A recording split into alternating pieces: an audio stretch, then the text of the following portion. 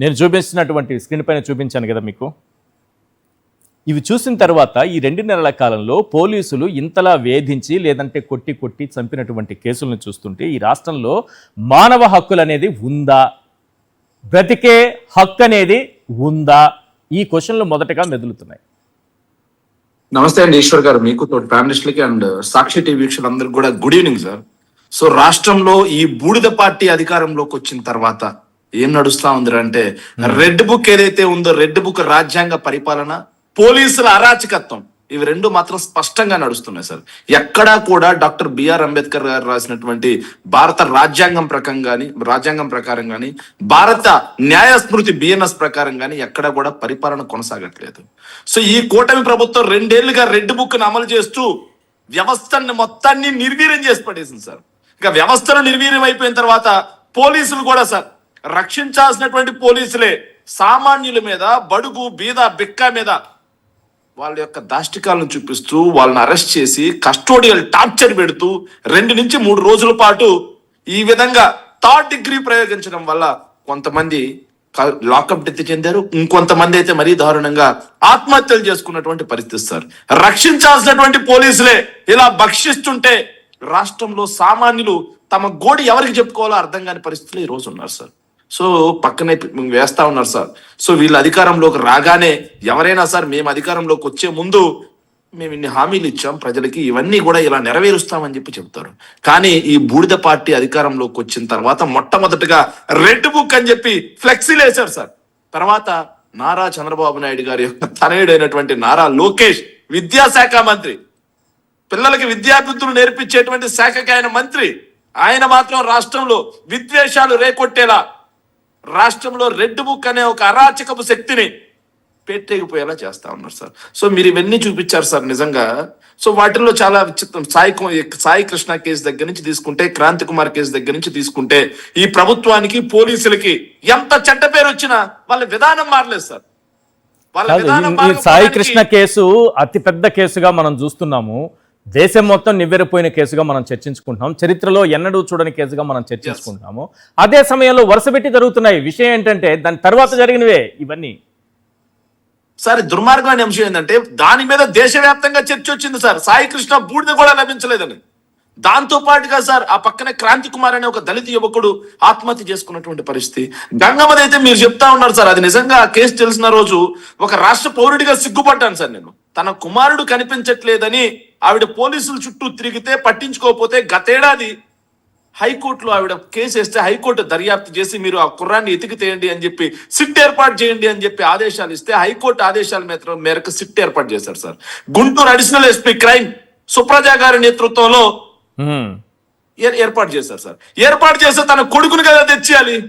ఆవిడ్ని ఇంకో అతను దుర్గప్ప అని చెప్పి ఇంకో అతను ఇద్దరిని అరెస్ట్ చేసి చిత్తగా బాధితే ఆవిడ లాకప్ డెత్. భయంతో దుర్గప్ప తన్ని హాస్పిటల్లో జాయిన్ చేశాడు. తన కుమార్తె దగ్గరికి వెళ్ళి కింద పడిపోయిందని చెప్పేసి కేసు పెట్టారంటే ఇది నిజంగా అత్యంత ఘోరం, అత్యంత క్రూరం సార్ ఇది.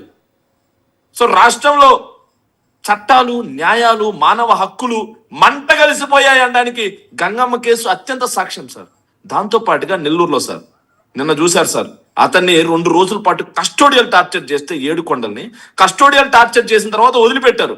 మరుసటి రోజు రమ్మని చెప్తే అతను రాలేదని చెప్పి 2 కానిస్టేబుల్ అతన్ని చితకబాని కార్లు వేసుకొని స్పృహ తప్పిపోతే మళ్ళీ నీళ్లు చల్లి మరీ కొట్టారు సార్. ఏం జరుగుతుంది? ఈ సిట్ ఒకటి నడుస్తోంది కదా, సాయి కృష్ణ కేసులో సిట్ నడుస్తోంది కదా, సిఐ నాగరాజు అరెస్ట్ అయ్యారు కదా, ప్రస్తుతం జైల్లో ఉన్నాడు కదా ఆయన. మరి వీళ్ళకేం భయం లేదా మిగతా పోలీసులకి? అరే ఈ కేసు జరుగుతోంది, దీనిపైన ఒక సిట్ వేశారు, దేశం అంతా ఆందోళన వ్యక్తం చేస్తోంది, రాష్ట్రం అంతా ఆందోళన వ్యక్తం అవుతోంది. ఇది ఇంత చూస్తున్న తర్వాత కూడా మళ్ళీ ఏది జీప్లో వేసి కొట్టారట, పోలీస్ స్టేషన్లో కొట్టారట, అక్కడే కొట్టి చంపేశారట.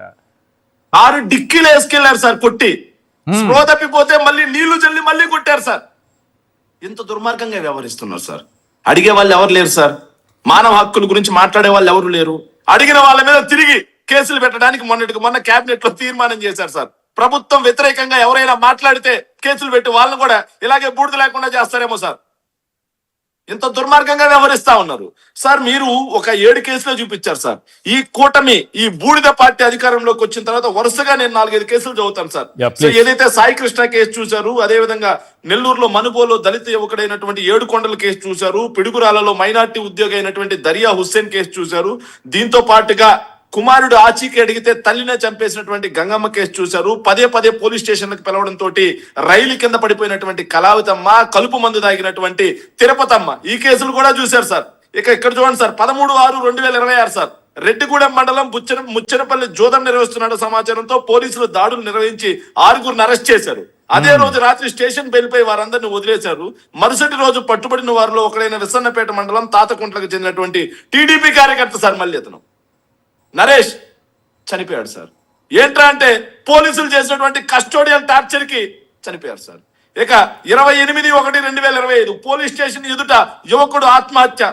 అధికార పార్టీ ఒత్తిళ్లపై తనపై పోలీసులు హత్యాయత్నం కేసు నమోదు చేయడంతో పోలీస్ స్టేషన్ ఎదుటే యువకుడు ఆత్మహత్య చేసుకున్నటువంటి పరిస్థితి సార్. పులివెందల మండలం మోట్నూతలపల్లికి చెందినటువంటి గంగాధర్ అనే అతను తనపై హత్యాయత్నం చేశాడని గడ్డం గంగాధర్ పోలీసులకు ఫిర్యాదు చేశారు సార్. ఫిర్యాదు చేయడంతో పోలీసులు తప్పుడు కేసు నమోదు చేస్తుంటే నా మీద తప్పుడు కేసు పెడతారని చెప్పేసి పోలీస్ స్టేషన్ ఎదుట ఆత్మహత్య చేసుకున్నటువంటి పరిస్థితి సార్. ఇక ఉప సర్పంచ్ ఆత్మహత్య, జగన్మోహన్ రెడ్డి గారు కూడా వెళ్ళారు సార్. రెంటపాల ఉప సర్పంచ్ గా ఉన్నటువంటి ఏదైతే నాగమల్లేశ్వరరావు ఆత్మహత్య గురించి కూడా మనం చూసాం సార్. ఈ పోలీసు వేధింపులతోనే చంపి చెరువులో పడేశారు సార్. తెనాలిలో భరత్ అనే అతను కేసులో కోర్టుకు వాయిదా హాజరు కాలేదు. దీంతో అతనిపై నాన్ బెయిలబుల్ వారెంట్ జారీ అయింది. అయితే భరత్ ను అరెస్ట్ చేయడానికి Tenali 3 town ID party constable Murali, మఫ్టీలో ఉన్న పోలీసులు వెళ్లారు. వాటిని చూడగానే మురళి పరిగెత్తుకుంటూ వెళ్లి స్థానిక చెరువులో దూకాడు. అయినా పోలీసులు వెంటాడి అతన్ని పట్టుకుని తీసుకువెళ్లి 2 రోజుల తర్వాత అదే చెరువులో భరత్ మృతదేహం దొరికింది సార్. సో ఇవన్నీ పోలీస్ దాష్టికాలు కదా సార్. హత్య కేసులో అనుమానితుడిని కొట్టి చంపేశారు సార్. ఎవర్రా అంటే ప్రకాశం జిల్లా టీడీపీ నేత మాజీ ఎంపీపీ ముప్పవరపు వీరయ్య చౌదరి హత్య మనకు తెలుసుంటుంది సార్. ఆ హత్య కేసులో అనుమానితుడిగా ఉన్న అతన్ని కస్టోడియల్ టార్చర్ చేసి చంపేసినటువంటి పరిస్థితి సార్. ఉరి వేసుకున్న వ్యాపారి ఆత్మహత్య సార్. ఇది దుర్మార్గం సార్. తెనాలిలో ఒక బంగారు నగల షాపులో బంగారం మాయమైన వ్యవహారంలో మహారాష్ట్రకి చెందినటువంటి సిద్ధేష్ శివాజీ, మనం కూడా చర్చించాం సార్. ఇది సిద్ధేష్ శివాజీని పోలీసులు విచారణ కోసం తీసుకెళ్లి శారీరకంగా మానసికంగా వేధించడంతో అదే రోజు రాత్రి అతని ఇంట్లో ఊరేసుకొని చచ్చిపోయినటువంటి పరిస్థితి సార్.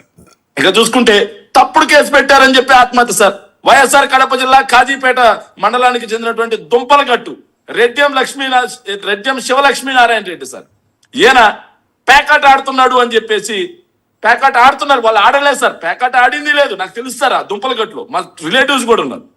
ఆ దుంపలగట్టులో పేకాట అతను ఆడింది లేదు. పేకాట ఆడుతున్నారనే అనుమానంతో ఈయనతో పాటుగా 6 మందిని తీసుకెళ్లారు సార్. రాత్రి మొత్తం చితకబాదారు సార్. చితకబాది ఒప్పుకోండి అంటూ ఒప్పుకోలేదని చెప్పేసి తప్పుగా గంజాయి కేసు పెట్టి పంపించారు సార్. గంజాయి కేసు పెట్టి లోపలికి పంపించడంతో బయటకు వచ్చి అతను మానసిక వేదనకు గురై కరెంటు తీగలు పట్టుకొని ఆత్మహత్య చేసుకున్నాడు సార్. ఎంత హృదయ విరాధకరం సార్. మీరు అరెస్ట్ చేసింది పేకాట ఆడుతున్నారని అనుమానం, కేసు పెట్టి రిమాండ్కి పంపించింది గంజాయి కేసు. ఇదే గంజాయి కేసు సార్ మనం కూడా చూసాం సార్. సవీంద్ర అని చెప్పి వైఎస్ఆర్ కాంగ్రెస్ పార్టీ సోషల్ మీడియాలో యాక్టివిస్ట్, పాపం చెరుకు రసం పెట్టుకుని అమ్ముకుంటుంటాడు సార్. అతన్ని కూడా ఇలాగే తప్పుడు గంజాయి కేసులో అరెస్ట్ చేసి అతని కారు సీజు, అతని ఫోను సీజు, అతని కుటుంబం మొత్తం వేదనకు గురైంది. సో పరువుగా బ్రతికే కుటుంబం ఏదైతే సవీంద్ర, దాంతో అతను ఆవేదనకు గురై అయితే నిజంగా సార్ మనోవేదనకు గురై ఇప్పుడు గుండె జబ్బుతో ఉన్నట్టు మొన్న హాస్పిటల్లో ఆపరేషన్ చేసుకున్నటువంటి పరిస్థితి సార్. ఇలా ఎవరిని వదలట్లేదు సార్. ఇక నంద్యాల జిల్లా మచ్చుమరి ఏదైతే బాలికుందో అనుమానితుడిని లాకప్ డెత్ చేసి పడేశారు. ఇక పెట్రోల్ పోసుకొని ఆత్మహత్య. కొండాపురం మండలం బుక్కపట్నానికి చెందినటువంటి చిన్న బాలయ్య స్థలం వివాదంలో పోలీసులు అక్రమంగా వ్యవహరిస్తున్నారని జిల్లా కోర్టు ఆవరణలో పెట్రోల్ పోసుకొని ఆత్మహత్య అతనికి పాల్పడ్డాడు. ఇక ట్రాక్టర్ చోరీ వరుసగా చూసుకుంటే సార్ ఎంత దుర్మార్గం అంటే ఏదైతే అత్యాచార యత్నం కేసులో నిందితుడి అనుమానాస్పద మృతి ప్రతిరోజు సార్.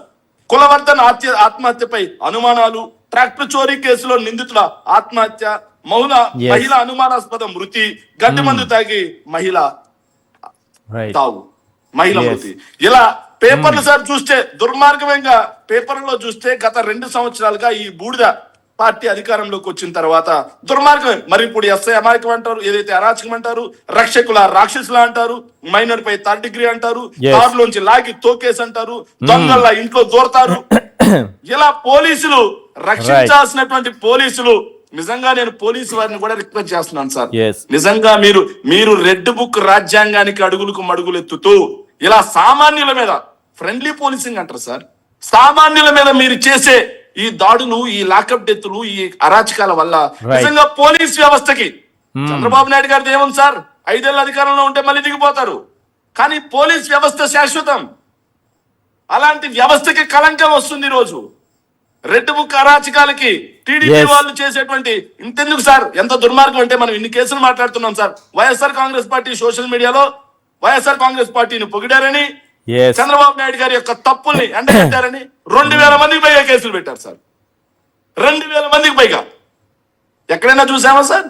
నిజంగా ఇది కదా సార్ నేను అంటున్నా బ్రిటిష్ రాజ్, ఇది కదా జంగిల్ రాజ్, వ్యవస్థల్ని చేతిలో పెట్టుకొని భయాందోళనకు గురి చేస్తూ చంద్రబాబు నాయుడు గారు. చివరికి ఒక పాయింట్ సార్, చంద్రబాబు నాయుడు గారు మొన్న ఒక సభలో అన్నారు సార్, సో 2024తో ఆంధ్రప్రదేశ్ కి స్వాతంత్రం వచ్చింది అన్నారు సార్.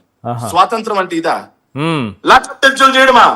స్వాతంత్రం అంటే కొట్టి కొట్టి ఆత్మహత్యలకు పాల్పడేలా చేయడమా? స్వాతంత్రం అంటే అమాయకుల మీద 2000 మంది పైన సోషల్ మీడియా యాక్టివిస్టుల మీద కేసులు పెట్టడమా స్వాతంత్రం అంటే? ఇదే సార్ స్వాతంత్రం అంటే? ఇలాంటి స్వాతంత్రం అయితే ఆంధ్రులకు వద్దు సార్, ఇదే స్వాతంత్రం అయితే ఆ స్వాతంత్రం మాకొద్దు అని చెప్పి రాష్ట్ర వ్యాప్తంగా ప్రజలు గగ్గోలు పడుతున్నటువంటి పరిస్థితి సార్. రైట్. ఒక చిన్న బ్రేక్ తీసుకుందాం. చాలా కీలకమైనటువంటి పాయింట్. పోలీసులకు ఇంతటి ధైర్యం ఎలా వస్తుంది? ఒక కేసు బయటపడుతుంటే భయమైనా రావాలి, ఇలాంటివి ఆగాలి, కానీ మరింత ఉధృతిగా పెరుగుతూ పోతున్నాయి. ఏది లాకప్ డెత్తులు, లేదంటే పోలీసుల వేధింపులతో ఆత్మహత్యలు పెరుగుతూ పోతున్నాయి. కారణం ఏంటి?